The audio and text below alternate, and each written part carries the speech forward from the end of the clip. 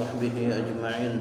سبحانك لا علم لنا إلا ما علمتنا إنك أنت العليم الحكيم ولا حول ولا قوة إلا بالله العلي العظيم. قال المصنف رحمه الله تعالى: قال الشيخان من تعمم فله فعل العذبة وتركها ولا كراهة في واحد منهما. Masih kita membicarakan tentang disunnatkan memakai sorban pada hari Jumat maupun pada sembahyang-sembahyang yang biasa. Semalam sudah dipadahkan bahwasanya memakai sorban itu yang penting asal belilit di kepala. Terserah aja hendak lilitan gaya Habib Umar, lilitan gaya Agim, lilitan gaya Abah Guru Sekumpul, gaya Abah Haji Guru Juhdi, atau gaya Guru Bakri, atau gaya siapa aja. Yang penting belilit di kepala. Nah itu sudah melaksanakan kesunahan bersorban.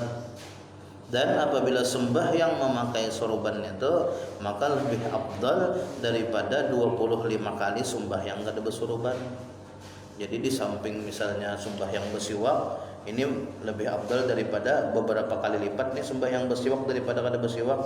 Kemudian sembahyang berjamaah pulang 27 kali lipat, ke sembahyang bersorban pulang 25 kali lipat. Ini banyak benar, ini bukutik pahala ya Allah. Yang hanya dilihatakan bisa macam-macam ya Allah. Takkan kada dilihatakan lalu kita biasa-biasa aja.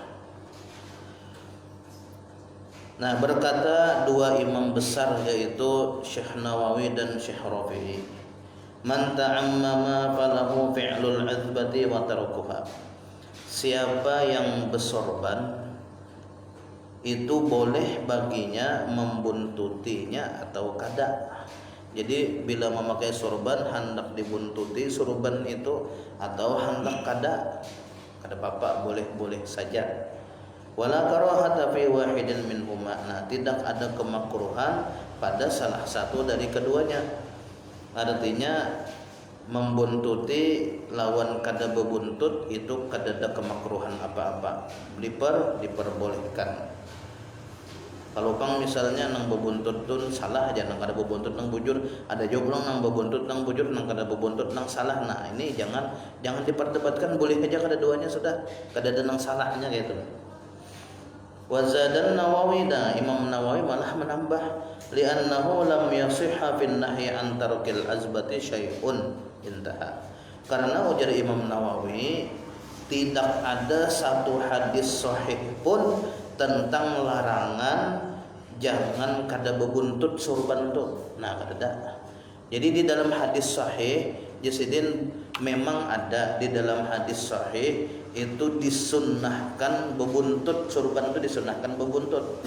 Nah, secara pemahaman kebalikannya kan ya Allah, apabila disunnahkan bebuntut berarti kada bebuntut napa makruh ya Allah. Nah, ini secara pemahaman kebalikan.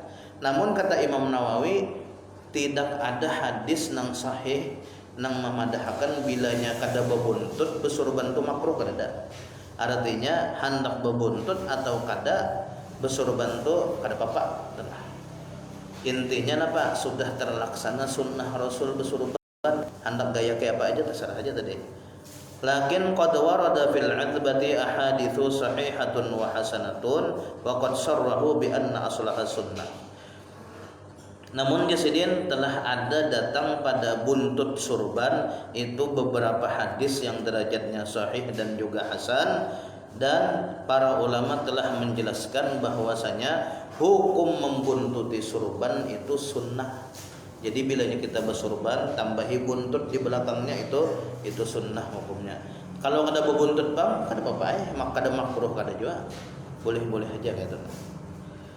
Qala Syekhuna, nah Imam Ibnu Hajar berkata, wa irsaluha bainal katifaini afdalu minhu 'alal aiman.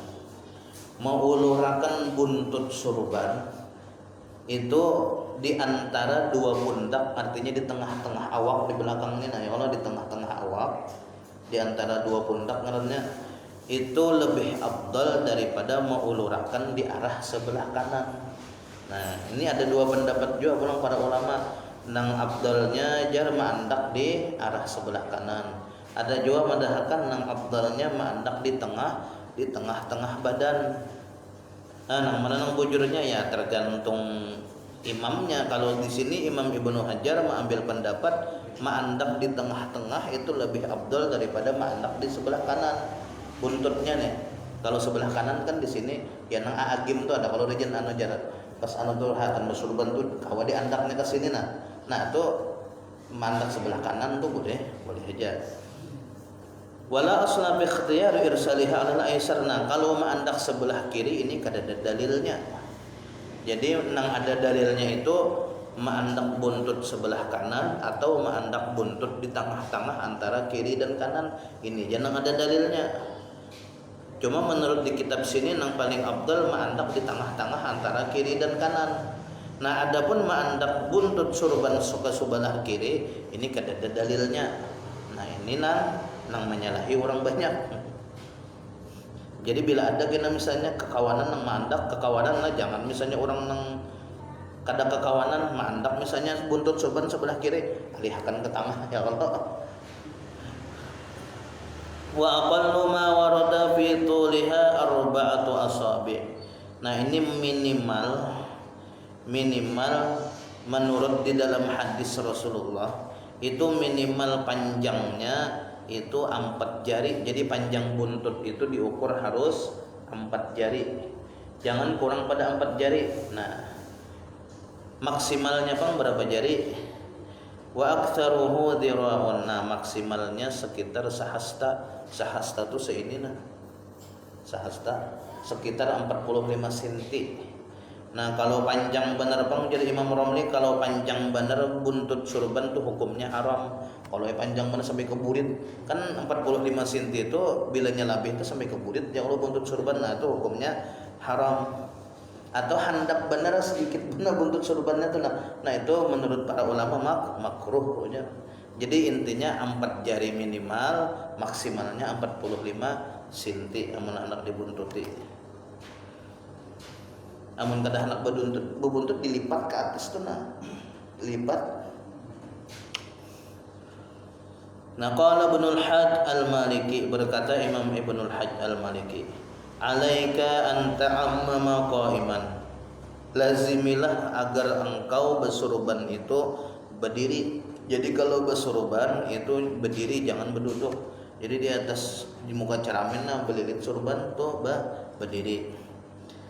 Wa tasarwala qa'idan, dan bersalawar itu berduduk ya Allah. Soalnya pas luput atau terbaliknya nah, kalau nya berduduk kan kada bapak. Qala fil Majmu'. Nah, berkata Imam Nawawi di dalam kitab Majmu', wa yukrahu ay yamshiya fi na'lin wahidatin, dan makruh hukumnya berjalan memakai sandal nang sebuting aja di sebelah kiri atau di sebelah kanan sebutingannya sandal. Sang sebelahnya kada bersandal, nah itu hukumnya makruh. Wala busuha qa'iman, dan memakai sandal sambil berdiri. Nah, ini pun mujasidin hukumnya makruh. Kenapa? Kalau terbaling jo ya pas luput. Kalau pakai sandal biasa mungkin berdiri kada jadi masalah ya Allah. Nang anunya salahnya itu sepatu. Nah, kalau sepatu pakai sepatu dasar kada kawam. Mungkin kira-kira zaman bahari itu sandal Rasulullah itu berikat tuh, nah jadi harus berduduk makainya. Wa ta'liqu jarasin fiha, dan makruh juga hukumnya memasang lonceng di sandal, berbunyi-bunyi rahatan berjalan tenah. Nah, itu makruh. Kalau kekanakan misalnya nang apa dijajaknya nenek berbunyi, nah itu kada apa-apa ya kekanakannya bermainan. Namun kita orang Tuhan kayak itu makruh disidin. Waliman qa'ada fi makanin ay yufariqahu qabla ay yudhkarallahu ta'ala fi. Dan makruh juga kepada orang yang duduk pada sebuah tempat lalu dia meninggalkan tempat itu tanpa berzikir kepada Allah. Nah, ini makruh. Kalau kita ini kan majelis taklim, ya Allah, majelis taklim ini murni mulai awal sampai akhir tuh menyebut nama Allah, ada apa? Ini misalnya nang majelis bependeran, begadangan atau merotet misalnya atau menguyak orang dan sebagainya, Nah, di situ ketika kita meninggalkan tempat itu bubar aja kita, itu hukumnya makruh apabila kada menyebut nama Allah sebelum berpisah atau sebelum meninggalkan tempat itu. Kalau dalam istilahnya itu kafarat majelis. Nah, ini ada bacaannya kafarat majelis di sini, subhanakallahumma wa bihamdika asyhadu an la ilaha illa anta astaghfiruka wa atubu ilaik. Itu bacaannya. Jadi misalnya kayak ini, pian nih dudukan non kekawanan bepender macam-macam, menguya orang, berkisah nang dusta nang hoak macam-macam kan. Di situ dudukan sampai sejam 2 jam. Nah, itu disunatkan membaca limbah tuntung subhanakallahumma wa bihamdika asyhadu an la ilaha illa anta astaghfiruka wa atubu ilaik. Nah, itu dosa pian nang bakas duduk di situ menguya orang dan sebagainya diampuni. Artinya ketika meninggalkan majelis itu kita kada ada lagi meninggalkan dosa ujar kita. Atau yang lebih bagusnya tuntung ini kita berdoaan berataanlah membaca tadi subhanakallahumma diakhiri dengan subhana rabbika rabbil izzati amma yasifun wa salamun alal mursalin walhamdulillahi rabbil alamin. Nah, itu nyaman aja hafal aja kalau berataan sama aja. Nah, kemudian berikutnya watatayyubun. Sunnat pada hari Jumat itu memakai minyak harum, baharum-harum, parfum macam-macam yang udah dijual orang begini. Nang alkohol bang ada apa-apa lah, jangan ada apa-apa Ini asal jangan bercampur lawan khamar aja alkohol tuh. Bila alkohol bercampur lawan khamar lawan apa? Tobe miring bercampur lawan anggur olahan nang atau bercampur lawan tuak tadi. Campur orang alkohol ke dalam situ lalu jadi minuman keras, nah itu nang najis. Kalau alkohol misalnya bercampur lawan parfum ada apa-apa pin minum pin mabuk lah pakai parfum tuh. Maka ini kan hand sanitizer tuh ya kalau alkoholnya 70%. Tentung pin sapukan pin bawa sembahyang ada apa-apa kada untuk diminum, bukan untuk diminum kan, bukan dipersiapkan untuk mabuk-mabukan, tapi ini dipersiapkan untuk kebersihan, obat-obatan misalnya atau harum-haruman kan apa-apa asal jangan terbuat alkoholnya dari najis. Namun alkoholnya terbuat dari benda-benda yang halal-halal jangan apa-apa boleh aja. Li ghairi shaimin 'alal aujah. Nah, sunnat memakai minyak harum kepada orang nang kada puasa. Jadi kalau di luar bulan Ramadan atau misalnya ini ada puasa sunat, itu sunat memakai minyak harum bila hendak ke masjid. Nah, kalau untuk orang yang berpuasa itu makruh.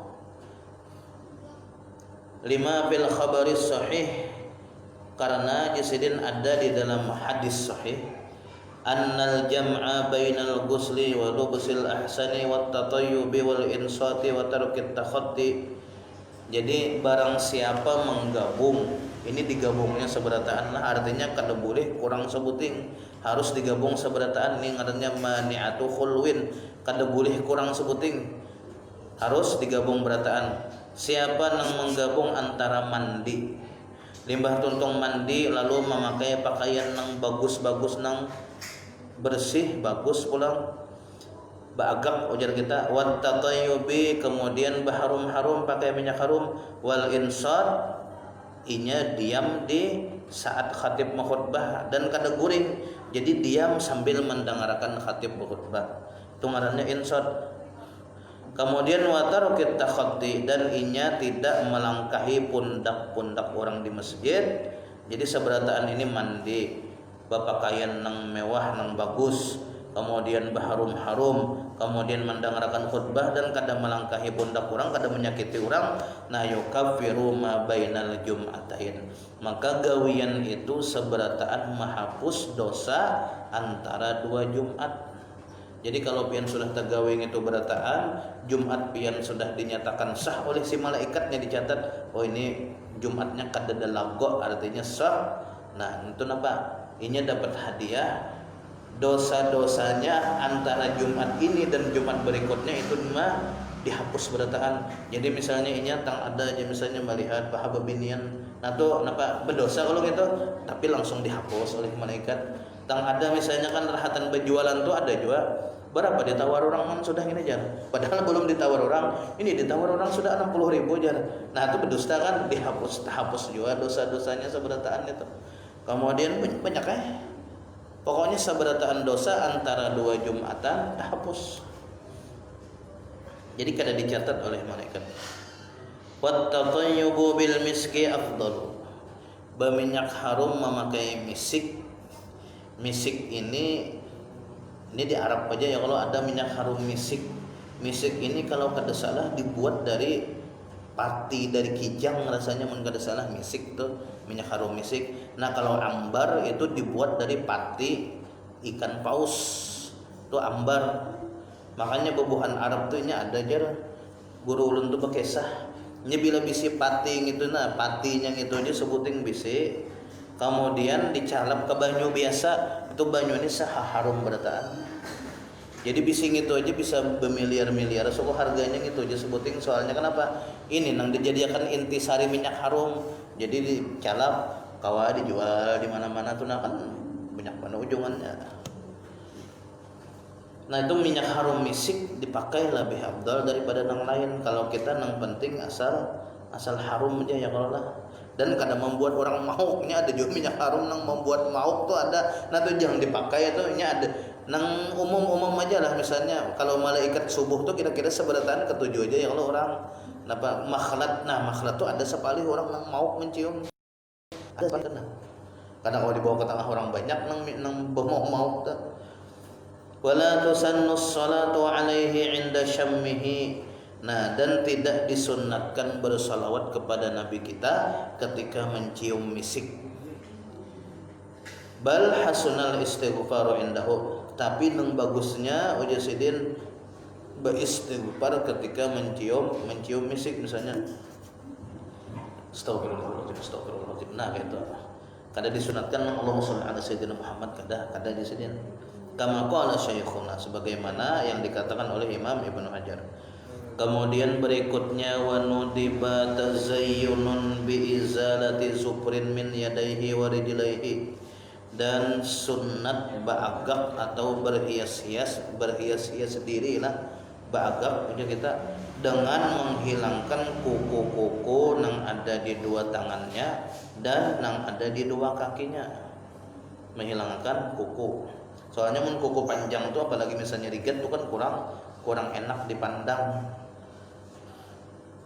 Apalagi misalnya muntakana ba'ruahan atau ba'aulan melihat ya Allah kuku kawan pina riget pina panjang lalu makannya nang bentalam kayak itu lalu asak ada kada sudi mah ambilnya tuh nah itu makanya sunnat mah memotong kuku berataan min yadaihi dari 2 tangannya kiri dan kanan dan 2 kakinya la ihdahu makna tidak hanya salah satunya, amun salah satunya jasidin payukrahu makruh. Jadi misalnya memotong kuku tangan aja, kuku kaki kada tuh makruh.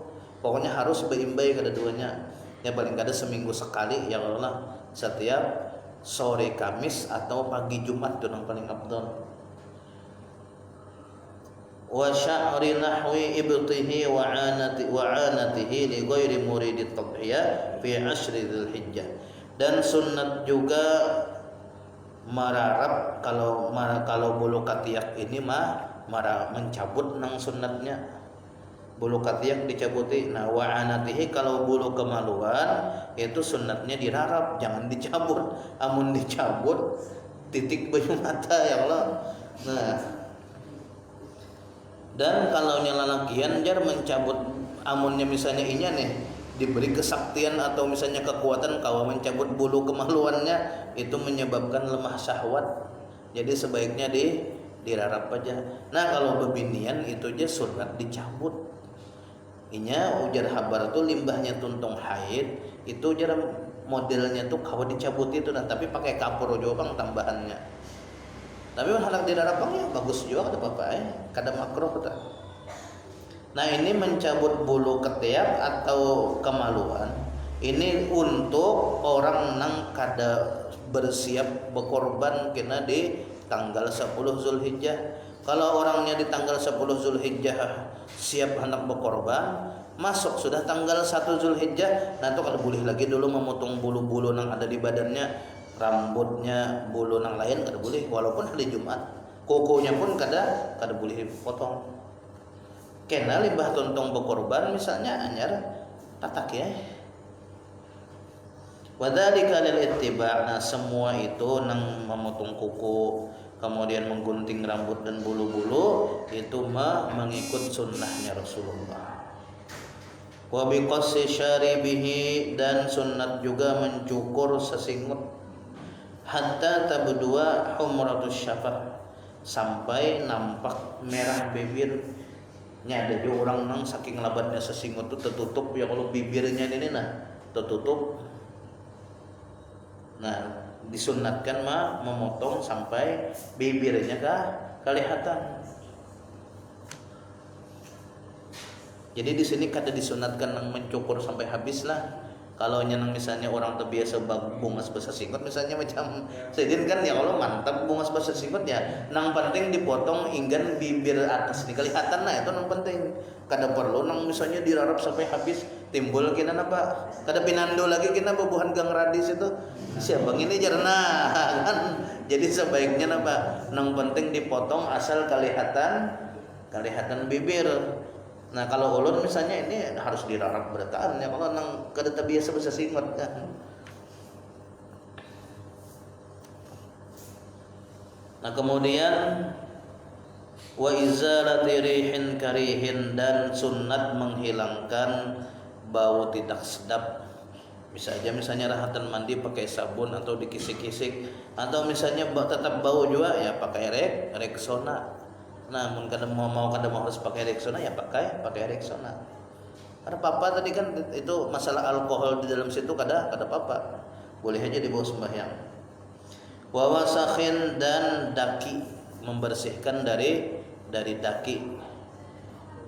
Wal mu'tamadu fi kaifiyati taqlimil yadaini, dan nang mu'tamadnya disidin menurut nang pengarang kitab ini, cara memotong kuku nang mu'tamadnya itu inya memulai ayyabtadi'a bi musabbahati yaminihi ila khinsiriha. Ia mulai menatap itu mulai telunjuk sebelah kanan sampai ke kelingking. Jadi kalau di kitab ini dipadahkan mulai sini dipotong, kemudian ke sini. Nah, ini 1 2 3 4 hanya 5 di sini nah. Summa ibhamiha, kemudian nanyar lima tuntung memotong ini hanya memotong ini kuku ini. Nah, kemudian untuk sebelah kiri itu summa khinsiri yasariha ila ibhamiha ala tawali. Jadi mulai kiri setelah tuntung sebelah kanan memotong ini tadi hanya mulai kiri di sini. Nah, kelingking kiri ini berata aja sudah berurutan aja sampai ke ibu jari sebelah kiri. Nah, ini nang menurut di kitab di sini. Tapi kalau ijazah ampun ulun itu nang dipotong dulu pertama gini, nomor 2 gini nang jari tengah, nomor 3 hanya ibu jari bahalat 1 nih ini dihalat. Nah, gini dulu hanya bahalat, gini pulang, hanya gini pulang. Limbah tuntung ini hanya gini dihalat oleh sababah tadi. Nah, jari manis hanya ini terakhir di sebelah kanan nih telunjuk. Nah, kemudian yang sebelah kiri mulai di sini, kemudian di tengah, kemudian di kelingking, kemudian di ibu jari, di telunjuk hanya di ini terakhir jari manis terakhir. Nah, itu kalau ijazah nang ulun ambil dan memotongnya itu sore Kamis habis asar dipotong. Kemudian jari batis disidin warijila ini ayam tadi'a bi khinsiril yumna ila khinsiril yusra ala tawali. Nah, ini sama aja. Jadi jari batis itu mulai kelingking sebelah kanan itu berata aja sampai ke kelingking sebelah kiri. Jadi kelingking jari batis mulai sini rata aja sini. Nah, itu rata aja jari batis. Kalau jari tangan tadi nang bahalat-halat. Soalnya disidin amonnya kita memotong kuku dengan cara bahalat-halat kayak itu diamankan kita daripada buta sampai ke mati. Dan ujar sidin ada juga hadis lain diamankan dari segala penyakit tadi. Wa yanbaghi al-badaru bi ghusli mahallil qalam. Nah, limbah tuntung memotong kuku tadi itu seharusnya dilakasi aja membasuh bakas-bakas potongan kuku dilakasi dibasuh. Kenapa? Karena apabila kita lambat membasuh lalu sawat tergaruakan ke tangan, nah ini bisa menyebabkan penyakit gatalan. Maka gatalannya biar disapui, biar pakai minyak kayu putih itu disapui kada mau ampi. Aneh benar tuh nah. Malah ujar di dalam kitab anahnya bisa menyebabkan penyakit kulit, penyakit nang baros tuh ada kalau nang celak aja kita. Nah, wa yusannu fi'lu dzalika yaumal khamis au bukratal jum'at. Dan disunnahkan menggawi memotong kuku tadi itu pada hari Kamis, yaitu pada sore. Nang ulun ambil ijazah dari guru ulun tuh sore Kamis. Au bukratal Jumat atau pagi Jumat. Nah, amun pagi Kamis bang ya kada apa-apa, masuk juga sudah sunnah. Atau sore Jumat habis asar kada apa-apa juga. Yang penting hari Kamis, hari Jumat. Nah, dan hari Senin ada juga ya Allah. Nah, wa qaraha al-Muhibbut Tabari. Dan Imam Muhibbut Tabari ini memakruhkan natfa sya'ril anfi, mencabuti bulu hidung. Jadi ujar Imam Muhibbut Tabari, bulu hidung itu jasidin jangan dicabuti nang. Ada kalau biasanya orang ketujuh mencabuti bulu hidung. Nah, itu pernah ada orang Balikpapan betakun, mun kada salah di Balikpapan kadasanya ada orang betakun lawan ulun orang Banjar juga. Sidin ini wahin terus-terusan kada baapihan nang kayak pasumbahyangnya hajis wahin terus-terusan. Nah, jadi orang nang wahin terus-terusan tadi dicari waktu nang inya aman dari wahin jam berapa. Nah, jam gitu suruh sembahyang dulu. Limbahnya kau mengangkat takbir, baca Fatihah bismillahirrahmanirrahim hajis alhamdulillah hajis. Nah, itu kada apa-apa lagi, nang penting asal kau mengangkat takbir jangan wahin. Limbah itu wahin terus-terusan sampai ke tahiyat kada apa-apa lagi. Nah, itu ujar kawan ulun nang orang Balikpapan, penyebabnya apa? Penyebabnya gara-gara ketujuh mencabuti bulu hidung ya, nang kena penyakit bersin terus-terusan. Di Balikpapan ada tuh sempat dioperasi orangnya. Jadi orangnya ini ketujuh mencabut bulu hidung sampai begitu 3 hari 3 malam jar wahin kada baampihan. Lalu apa? Dioperasi ya. Dah kenapa kah? Cuma gara-gara tadi mencabuti bulu hidung. Nah, qala bal yaqusuhu. Nah, bulu hidung itu digunting aja.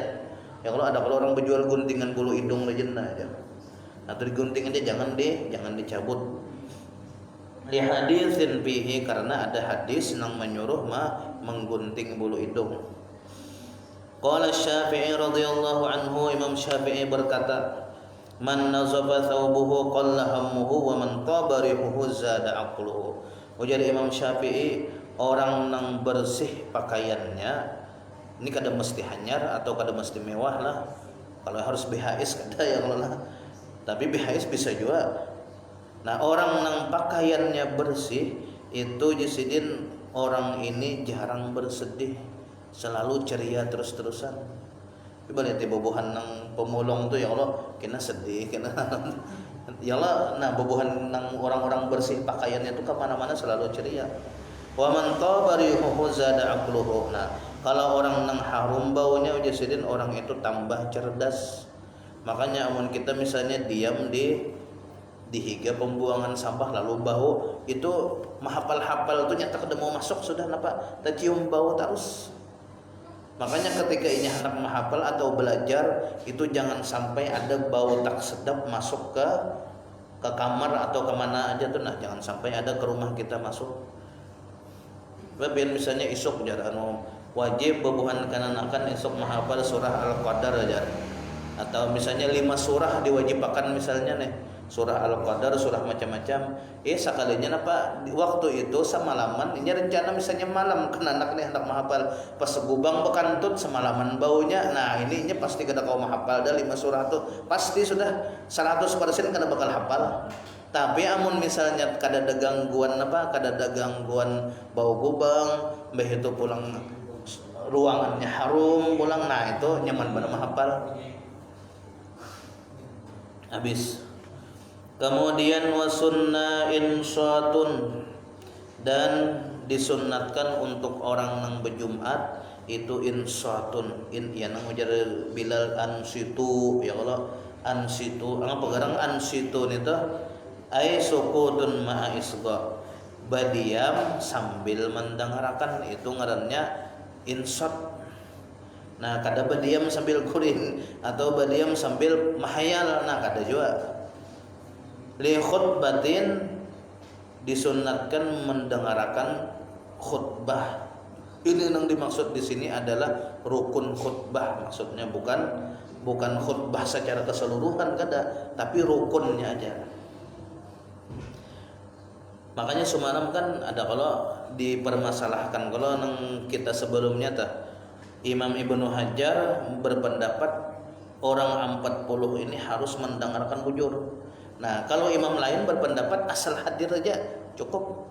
Nah, karena itu di sini dibawakan dengan wasunnah sunnat aja mendengarkan khatib bujur-bujur tenang. Wa yusannu dzalika wa illam yasma'il khutbah. Nah, dan tetap sunnat berdiam sambil mendengarkan walaupun kada mendengar khutbah ini kayak apalah. Artinya misalnya jauh benar mic-nya mati ya tetap kita nang sunat. Nah, panang didengarkan kada ada ya Allah. Pokoknya berdiam. Naam jasidin. Nah, ini bujur aja. Nah, naam ini maksudnya inggih nang pendapat sidin nang sunnat tetap mendengarkan walaupun kada mendengar tadi itu bujur aja. Cuma al aula nah nang utamanya nang kayak ini jasidin li ghairis sami nang utamanya untuk orang nang dasar bujur kada mendengar khutbah si khatib ayyashtagila bittilawati wadzikri, inya merepotkan dirinya dengan membaca Quran atau berzikir. Nah, itu nang lebih utama ya aku kada mendengar juga jadi baik aku berzikir, baik aku baca Quran. Lawan pulang aku di luar orang 40 juga kan. Nang 40 itu aja nang wajib mendengar. Nah, kemudian wa yukrahul kalam. Nah, kada makruh bependeran. Kalau bang misalnya kalau rahatan hatib khutbah kayak pas itu dapat gah tadi BLT jar seorang tadi ke bank uyuban sama hadang sudah 2 jam CS-nya sekalinya ini Mbah Jumatan pulang seorang nak kesana pulang bahasa aja oh iya kan nah tuh kada apa-apa tapi makruh aja kada haram wala yahrumu kada haram. Nah khilafan lil a'immatis salasah halatul khutbah, jadi berbeda dengan pendapat imam nang 3 Hanafi, Maliki, Hambali ini mengharamkan apabila berpender di tengah-tengah orang membaca rukun khutbah lah.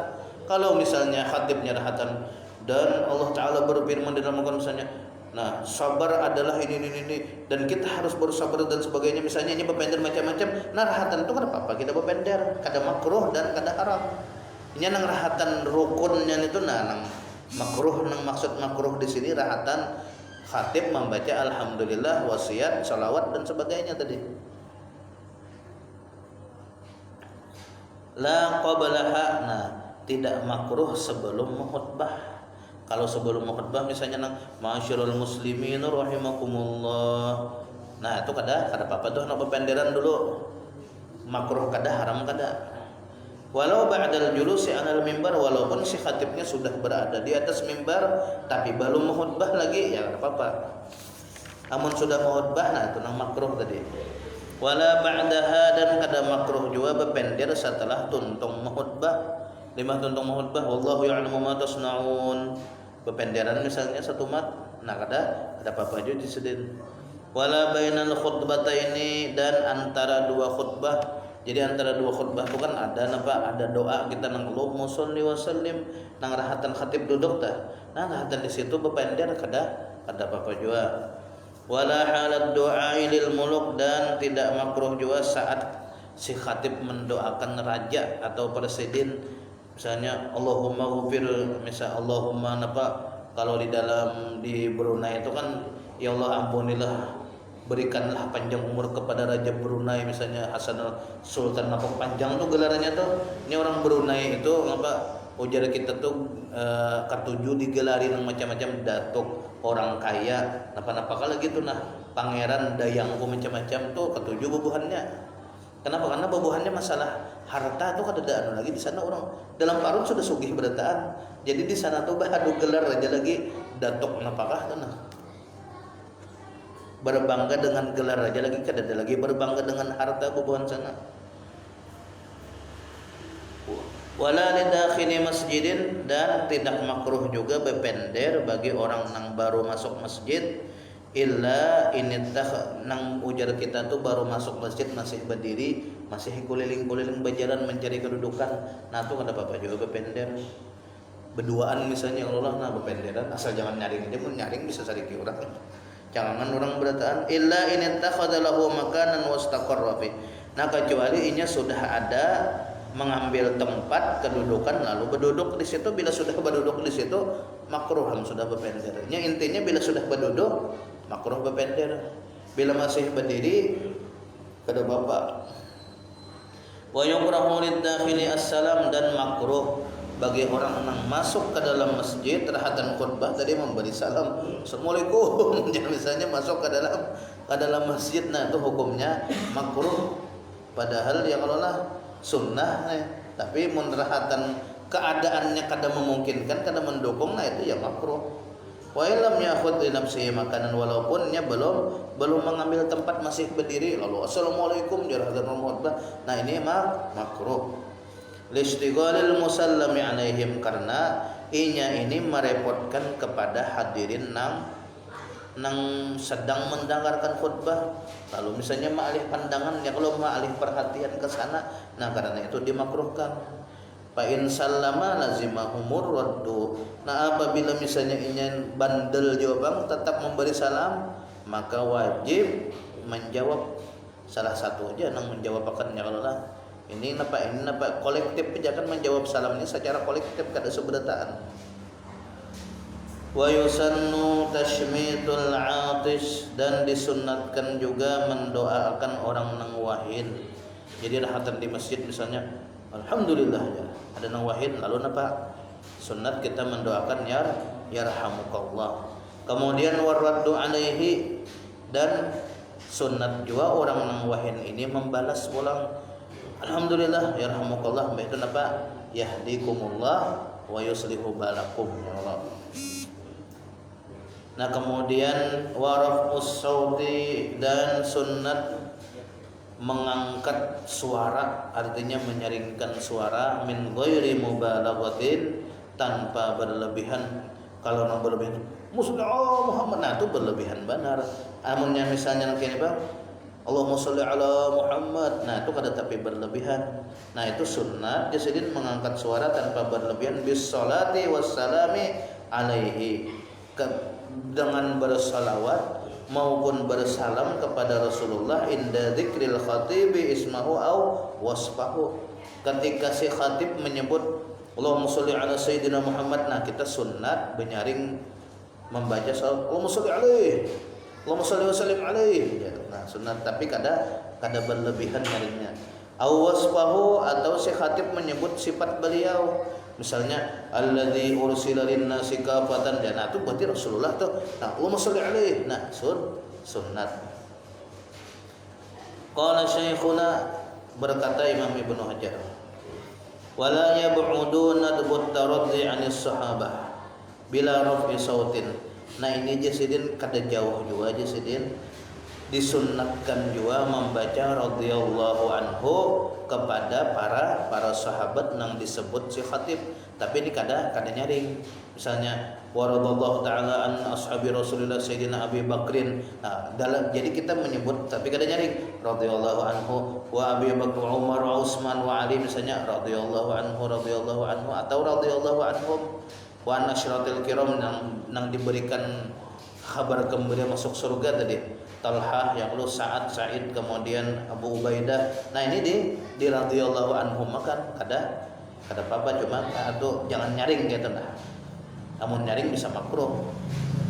Wa kadza ta'minu li du'ail khatib, begitu juga jasidin disunnatkan benyaring ma'aminakan doa khatib. Jadi Allahumma ghfir lil muslimin wal muslimat amin ya, tapi jangan berlebihan nyaringnya.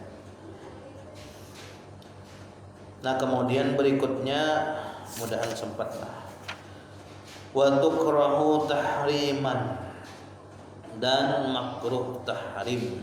Jadi di sini ada redaksi ngarannya makruh tahrim, ada ngarannya makruh tanzih. Makruh tahrim ini ujar para ulama kita itu semakna aja dengan haram. Kalau makruh tanzih itu ya makruh nang bujur. Nah, bedanya kayak ini. Kalau makruh tahrim itu ada larangan. Larangan ini setiap larangan itu dulu dihukumi haram satu. Nah, kemudian larangan ini kadang-kadang membelokkannya dari keharamannya. Jadi tadi setiap larangan itu dihukumi haram sampai ada dalil nang membelokkan nang haram ini kada jadi haram tapi sebenarnya makruh. Contoh misalnya ujar Rasulullah, "Ikam jangan minum berdiri." Nah, sekalinya Allah pernah sesekali menggawi minum berdiri.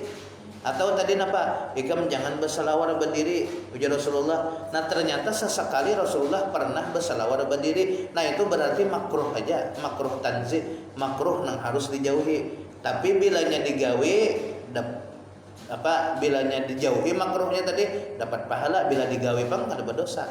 Nah, itu ngarannya makruh tanzih. Kalau makruh tahrim ini Rasulullah melarang ini dan kededa dalil yang membelokkan itu dari keharamannya, berarti haram berkepanjangan. Nah, itu ngarannya makruh tahrim. Cuma ada para ulama dari mazhab Hanafi mengatakan kalau makruh tahrim ini wajasidin ini kalaunya kita menggawi berdosa tapi dosanya kecil saja. Kalau kita meninggalkan berpahala. Nah, beda dengan haram bujuran. Kalau haram bujuran macam riba, apalagi zina. Nah, ini ngarannya dosa-dosa besar. Nah, ini harus bertaubat. Nah, kalau makruh tahrim ini haram nang dosa halus, bahasa kitanya kayak ini. Limbahnya beristighfar atau berwudu hilang dosanya. Nah, itu dosa-dosa nang halus. Dan makruh tahrim atau ujar kita haram hukumnya walau liman lam talzamuhul jum'at, walaupun kepada orang yang kada wajib berjumat. Haram juga melakukan ini. Siapa nang orang kada wajib berjumat? Ini maksud sidin di sini adalah orang yang kada wajib berjumat tapi sidin hendak hadir di Jumatan. Nah, itu maksudnya siapa? Seperti orang musafir, kita berjalanan ke Tanjung misalnya subuh Jumat sampai di rantau orang bang lalu kita singgah. Nah, kita ini kada wajib berjumat. Tapi mun kita hendak hadir umpat di Masjid Dulang misalnya di rantau situ umpat berjumat, sahlah Jumatnya sah aja. Tapi kita kan wajib berjumat. Nang wajib berjumat itu orang 40 nang ada di situ. Nah, ba'da julusil khatibi 'alal mimbar. Nah, jadi setelah khatib duduk di atas mimbar, wa illam yasma'il khutbah, walaupun inya sama sekali kada mendengar suara si khatib. Nah, napa nang diharamkan gawiannya ni napa? Salatu fardhin, sembahyang fardu. Nah, itu nang diharamkan. Jadi rahatan khatib berada di atas mimbar itu kita haram sembahyang wajib maghrib, isya, subuh, zuhur, asar itu haram dilakukan walau faitatan, walaupun sembahyangnya itu qadaan. Misalnya kita banyak mana hutang qadaan, ya kalau lalu hendak menggawi rahatan khatib berada di atas mimbar, nah itu hukumnya haram. Dan hukum haram ini nanti menyebabkan sembahyangnya itu kada sah. Tazakkar hal ana, walaupun jahilin sembahyang itu kalau inya hanya raja ingat saat itu. Nah, wa in lazimathu fauran, walaupun inya ini nang wajib mengqadanya itu sesegera mungkin. Maksudnya apa? Maksudnya inya meninggalkan sembahyang nang wajib itu tanpa uzur. Tanpa uzur meninggalkan sembahyang asar misalnya hari Kamis kada sembahyang asar gara-gara main bola sampai ke maghrib, limbahnya maghrib kada ingat lagi sembahyang asar be maghrib. Ya Allah, ini main bola ini napa? Ini kada ada uzur meninggalkan sembahyang asar. Bisa kada ingat juga nih bahwasanya seorang ketinggalan asar. Sampai subuh kada ingat juga seorang ketinggalan asar. Pas rahatan napa? Rahatan khatib ada di atas mimbar, syaitan datang mengingatkan, "Ikam semalam belum sembahyang asar jar." Nah, lalu hendak menggawi asar rahatan khatib khutbah. Nah, itu kada sah sembahyangnya dan haram gawiannya, jadi berdosa. Aw naflin, apalagi menggawi sembahyang sunat maginnya ini haram. Nah, kecuali nanti untuk orang yang disunatkan tahiyatul masjid. Nah, ini rahatan khatib di atas mimbar itu hanya satu sembahyang yang boleh dilakukan apa? tahiyatul masjid. Selain dari itu kadadenang sahnya sembahyangnya. Walau fi halid du'a lis sultan, walaupun saat khatib mendoakan penguasa, saat itu pun kada diperbolehkan sembahyang fardu.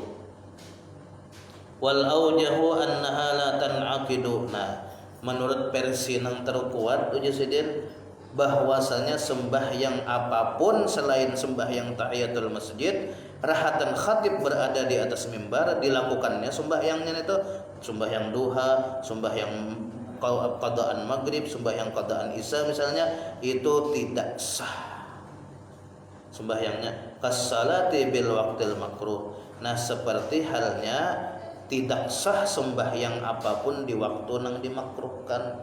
Waktu yang dimakruhkan seperti kemudian setelah subuh sebelum timbul bujur matahari, kemudian apalagi semalam tuh rahatan istiwa, kemudian rahatan maghrib hendak azan, sebelum azan maghrib tuh ada nang kuning di sana tuh, nah itu makruh juga sembahyang. Nah, apabila sembahyang fardu di saat itu atau sembahyang sunat di saat itu kadesah sembahyangnya, tegawe nang haram dan berdosa. Kecuali sembahyang anak ada sebab semalam seperti sembahyang tahiyatul masjid. Nah, ini jangan ba'astilah juga pulang. Apabila ba'astilah tetap kadesah. Misalnya kayak ini zuhur waktunya jam 2 siang. Jadi ujarnya, aku tahu aja aku ketinggalan sembahyang subuh tadi jar. Tapi ini jam 2 siang aku koler menggawi, aku menggawi kena nih asar aja supaya nang rahatan sembahyang tuh kada boleh jar. Nah, itu sembahyang subuhnya bisa kadesah. Tapi mun misalnya kada ba'astilah, macam kita ya kalau lah subuh misalnya pas takana melandau jam 6:07. Nah, jam 6:07 itu kan jam-jam yang diharamkan sembahyang. Tapi kita memang dasar kada ba'astilah. Sembahyang di situ kada ba'astilah. Mau kada mau kita sembahyang subuh harus jam di situ. Kada kau menunda-nunda lagi, kenapa? Karena sudah telat benar. Nah, ini kada apa-apa. Bal aula, bahkan disebut pada kasus rahatan khatib berada di atas mimbar, ini lebih aula kedesahnya daripada nang sembahyang nang waktu-waktu makruh tadi. Kalau sembahyang di waktu-waktu makruh tadi itu ada aja nang mensahkan asal dengan syarat jangan ba'astilah. Jangan ba'astilah mengqada sembahyang 5 waktu di waktu nang dimakruhkan. Seperti misalnya aku 5 asar aja kena mengqada sembahyang semuanya aja. Kenapa? Karena itu bang Allah Ta'ala melarang sembahyang, nah jadi aku hendak menggawi di situ supaya menantang Allah Ta'ala nih, menantang larangan. Nah, itu nang kadesah. Tapi mun kada ba'astilah, misalnya bulik dari mana? Bulik dari gawian jam 5 sore sudah. Napa sembahyang zuhur balum ya sudah diqada kada apa-apa. Atau tadi bangun guring jam 6:05 tadi, kada apa-apa. Nah, kemudian wa yajibu ala man shalla bi salatin takhfifuha bi an yaqtasira ala aqalli mujzi'in inda julusihi 'alal mimbar. Nanti sedikit kita ulang ya Allah. Mulai wa yajibu kita. Wallahu subhanahu wa ta'ala a'lam.